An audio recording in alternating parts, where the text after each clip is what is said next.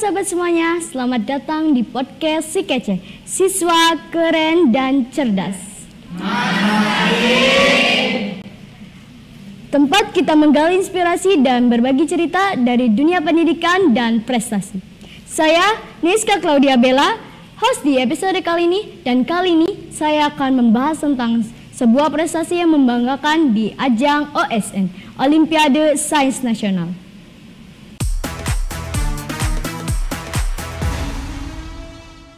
Nah guys, seperti yang kita ketahui, OSN adalah kompetisi ilmiah tingkat nasional di Indonesia yang diikuti oleh siswa SMP dan SMA. Kompetisi ini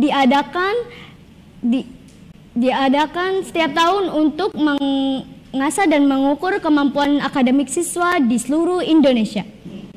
Nah, kebetulan sekali nih guys, di sebelah saya sudah ada Nita Faitazara, pemenang Olimpiade Sains Nasional. Halo Nita. Halo semuanya. Bagaimana nih kabarnya? Alhamdulillah sekarang baik ya, pastinya dong. Sekarang ngomong lagi ada kesibukan apa sih Nita? Kalau sekarang mungkin ya bisa jadi kesibukan aku ikutin organisasi di sekolahnya, dan abis itu kesibukannya pasti ngikutin lomba-lomba setiap online ya gitu kan. Di online maksudnya gitu kan. Nah selanjutnya mungkin ya udah sekolah seperti biasa juga, apalagi SMK sekarang banyak kegiatan dan ya pasti ikut tiap ada event gitu kan, pasti selalu ikut, pasti MC atau enggak ya itu terutamanya gitu. Nah guys, kalian penasaran kan kita akan ngobrolin tentang apa aja? Tetap saksikan di podcast Si Kece, siswa keren dan cerdas.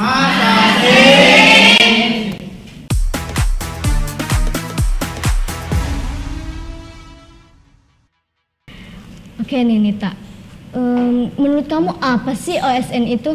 Oke, jadi sebelumnya seperti dikatakan Niska barusan itu benar. Jadi OSN itu adalah Olimpiade Sains Nasional. Nah, jadi biasanya diadakan setiap tahunnya di sekolah. Jadi setiap satu Indonesia itu wajib mengirimkan berbagai bidang di mata pelajaran OSN itu minimal satu bidang itu satu anak. Jadi kita ngirimin itu per pelajaran ya. Habis itu kita online dulu, kalau misalkan menang kita baru offline dan tatap muka kepada pemenang OSN-nya, seperti itu. Nah, gimana sih caranya kamu bisa masuk OSN?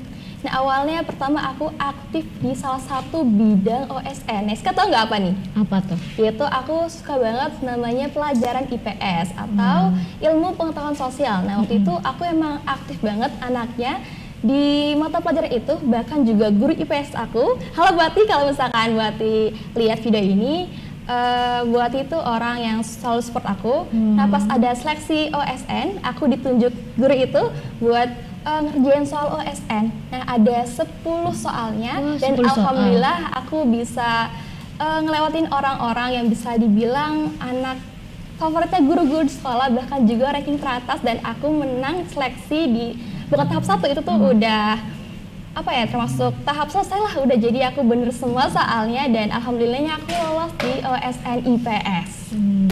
Apa sih tantangan terbesar kamu selama mengikuti Olimpiade? Oke, jadi pertanyaan yang cukup menarik ya. Jadi karena aku termasuk anak yang waktu SMP itu bener-bener nggak pernah ngikuti Olimpiade sama sekali, ya tiba-tiba ditunjuk nih buat jadi OSN, yang dimana itu tuh Olimpiadenya terbesar banget se-Indonesia. Jadi tantangan aku terbesar banget, apalagi dialami sumber hidup, adalah mungkin bersaing satu Indonesia nih Ska.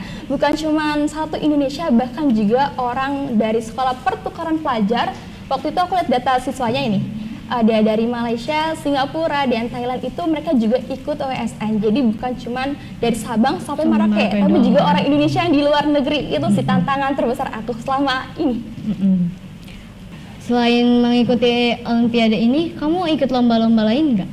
Tentunya yang aku bilang tadi, aku ikutin salah satunya itu yang diadakan Ruang Guru waktu itu nih. Buat kalian semua yang ikut mungkin tahu banget, itu KSR, kompetisi sains dari Ruang Guru. Di situ aku ikut di bidang geografi, dan mungkin bisa jadi waktu itu nggak salah ya, mungkin buat anak SMK yang jarang banget belajar geografi, mungkin waktu itu skor aku mungkin bisa dibilang lumayan kali ya, alhamdulillahnya. Terus juga tadi dapat sertifikatnya juga.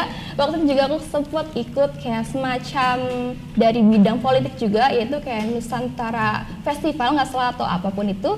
Aku lolos seleksi tahap pertama, tapi mungkin tahap selanjutnya itu mungkin ada dari uang ya. Jadi karena aku kalau soal duit kayaknya, jadi ya udah aku mutuskin buat keluar aja. Itu semacam kayak kalau menang itu kalian bisa ke gedung DPR buat ikutin pertukaran kayak gitu. Kamu ada niatan mau lanjut kuliah nggak? Kalau soal kuliah pasti ada lah pastinya. Apalagi ini termasuk cita-cita banget nih kuliah nih, itu dari SD. Oh, dari SD? Dari SD, bener-bener dari SD kayak ngeliat nih. Apalagi pas aku SD di Jakarta nih, enak kayak nih orang kuliah nih, enak sama temen weekend apalagi sambil ngediet tadi gitu, belajar gitu kan. Jadi pastinya ada dong. Ya, dan aku juga termasuk apalagi kampus fakultas ini termasuk impian permanen. Apalagi jurusan aku ini jurusan permanen yang nggak mau ganti-ganti. Nah biasa kan orang kalau misalkan ditanyain kerja itu pasti nanti aja lah, pasti masih lama kan. Atau kalau misalkan ditanyain pasti nggak tahu. Tapi ini termasuk kuliah itu termasuk keharusan aku dari dulu sampai sekarang, harus diperjuangin dari sekarang. Ngomong-ngomong, kamu mau kuliah di mana niatnya? Kalau kuliah yang aku ngomongin tadi tuh, aku termasuk kuliah yang emang nggak gonta-ganti. Kan biasanya kalau misalkan orang ditanyain mau kuliah di mana, pasti jawabannya nanti nih aku kelas 12 nanti mau nyoba-nyoba PTN di misalkan UI gitu kan. Tiba-tiba kalau misalkan dia udah kelas 12, aku mau coba aja lah di luar negeri. Kalau aku ini termasuk kuliah yang udah diimpikan dari dulu, yaitu kuliah ada di salah satu di Bandung, yaitu namanya adalah di Universitas Padjadjaran. Insya Allah aku bakal kesana. Tungguin ya. Semoga aja bisa tercapai ya. Ya, amin. Kalau misalnya kuliah mau ikut jurusan apa? Kalau soal jurusan ini nih kalau bisa sih jurusan yang kalau misalkan lulusannya tuh bisa jadi duta besar negara, kita bisa kementerian, kita juga termasuk orang kalau lulusannya itu dampingin menteri ke luar negeri. Tahu nggak Neska, kira-kira ini jurusannya apa sih? Wah, apa itu? Nah, jadi jurusan itu adalah HI atau Hubungan Internasional.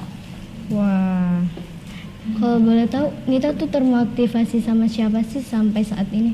Kalau untuk sekarang kan mungkin juga bisa dibilang karena banyak banget dan motivasi, apalagi di seliuran di VIP TikTok, bahkan juga di sosial media kita, pasti kita langsung ini pasti menjadi motivasi kita. Nah, salah satunya aku ambil contoh aja dari Jerome Pauline, yaitu salah satu udah lulus sih. Jadi mahasiswa Indonesia yang dapat beasiswa ke Jepang itu salah satu motivasi terberat aku buat menjadi dia. Kenapa sih kamu bisa termotivasi sama Jerome Pauline? Karena pertama dia katanya itu dari Korea sederhana, dan dimana dia setelah mungkin lulus SD atau SMP dia dapat nilai tertinggi di dalam pelajaran yang dia suka. Bahkan dia juga sempat nih yang aku kasih tahu ke kamu tadi, itu dapat beasiswa ke Jepang itu full tanpa biaya sama sekali. Wah, keren banget ya. Ya keren banget dong pastinya kan. Kalau boleh tahu apa tuh pelajaran kesukaannya? Kalau yang kalian ngikutin sosmednya pasti kalian nggak asing banget kalau misalnya dia tuh selalu kasih trik and tripnya, hitung cepat ataupun apapun, yaitu pelajaran. Kalau sekarang mungkin pelajaran yang aku nggak terlalu suka, tapi dia suka itu matematika, itu mematikan, tapi dia bisa kok.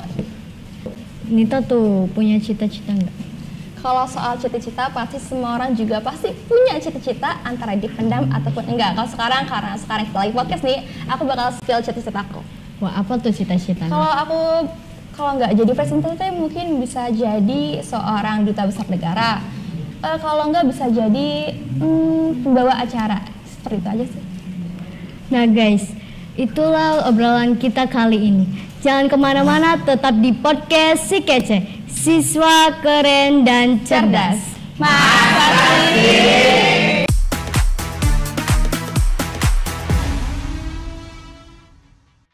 Kembali lagi di podcast Si Kece, siswa keren dan cerdas. Nah, Nit, di sini kita ngadain game nih. Oke, apa tuh game kira-kira nih? Gamenya itu berupa tebak gambar ya. Tebak gambar gimana? Coba dong ceritain. Iya. Di sini tuh nanti ada gambar, nanti kamu tebak ya. Oke, boleh. Nih, siap kan? Dulu. Oke lah, siap. Silahkan. Gambar pertama. Apa nih kira-kira? Jawabannya mungkin Ada orang lari, ada orang makan, terus makan apa? lari,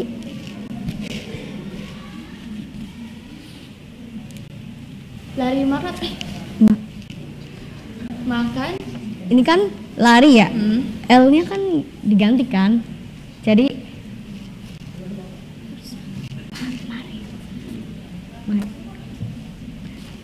lari, M-nya kan diganti kan, L-nya diganti, jadi Lari makan. iya betul sekali.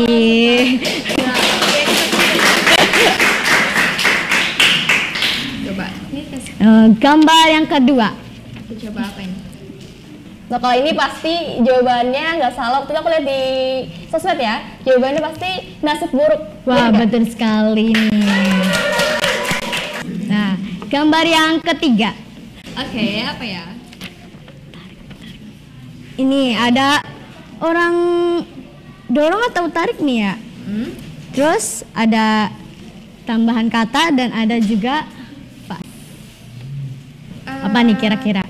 Antonim. Bukan antonim. Ada Tarik apa ya kira-kira? ada wah. Apa nih kira-kira? Tariknya. Apa nih? Apa itu namanya? Tarik kucing. Terus apa? Tarik nas. Yang biasanya buat bunga tuh. Tarik pas. Itu bukan ya? Terus apa ya kira-kira? Tarik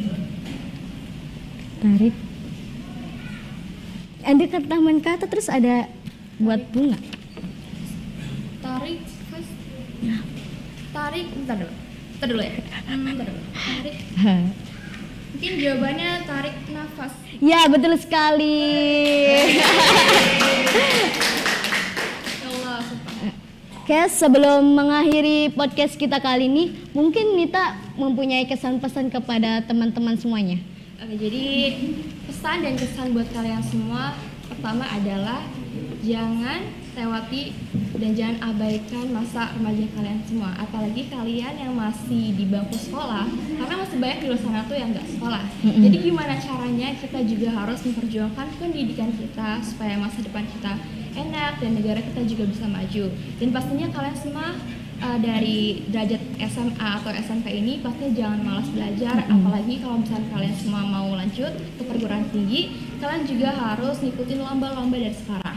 Lombanya apa tuh? Bukan cuma akademik maupun non akademik. Nah, di situ juga ada banyak bidang-bidang kalian semua suka. Nah, apalagi kalian pilih salah satu, misalnya kalian semua suka akademik, kalian pilih bidang satu mata pelajaran yang kalian semua suka dari SD mungkin bisa jadi sampai SMA atau SMK bisa jadi. Nah, kalau misalkan di non akademik itu kan banyak banget ya, kayak permainan dari bulu tangkis ke atletik gitu atau atlet gitu. Iya. Kalian juga bisa tuh ngembangin skill kalian semua atau kompetensi kalian semua di ajang buat lomba-lomba. Nanti kalian semua bisa dari tahap-tahap dulu, dari awal dari kabupaten, provinsi, sampai kalau misalnya kalian semua menang, kalian juga bisa dapat penghargaan. Selain itu juga kalian bisa dapat beasiswa insya Allah kalau misalnya kalian semua juara. Dan pastinya sekarang adalah jangan malas buat belajar. Itu aja sih yang aku sampaikan buat kalian semua di sini. Oke Nita, terima kasih ya karena telah menemani podcast kita kali ini. Ya, sama-sama. Semoga wawasan dan inspirasi kamu bisa membuat teman-teman Termotivasi. ya gitu kan. termotivasi. Oke, jangan lupa untuk terus tonton podcast kami. Sampai jumpa di episode selanjutnya.